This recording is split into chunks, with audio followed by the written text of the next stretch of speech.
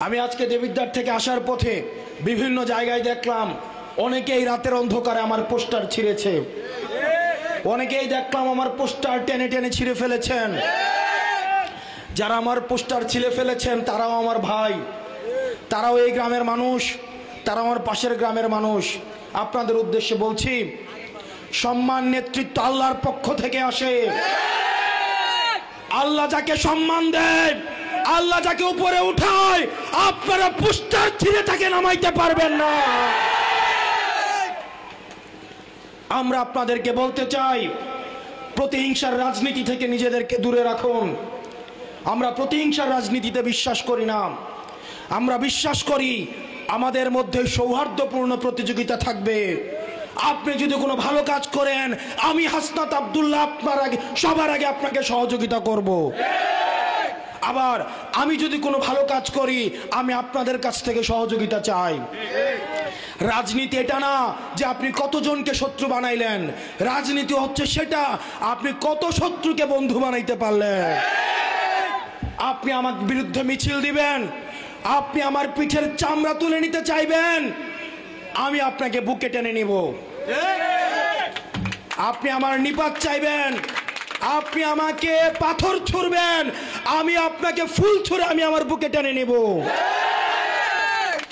আমরা সহিংসতার রাজনীতিতে আমরা এনসিপি বিশ্বাস করি না।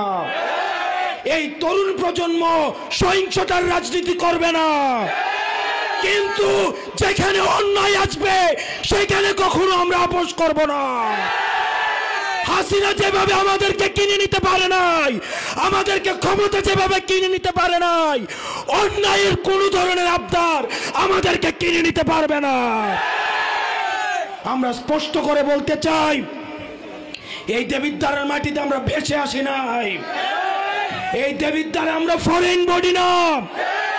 এই মাটিতে আমাদের জন্ম, এই মাটিতে আমাদের উত্থান, এই মাটিতে আমাদের বিকাশ। আমরা ঢাকা থেকে এসে জুড়ে বসি না।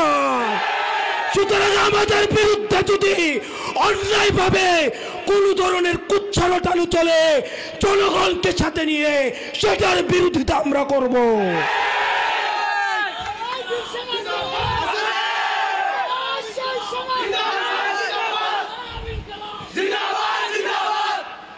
প্রিয় ইউসুফপুরবাসী, প্রিয় মা বোনেরা, আমরা চাই আমরা যতক্ষণ পর্যন্ত ভালো কাজ করব ততক্ষণ পর্যন্ত যেন আমরা আপনাদের সমর্থন পাই।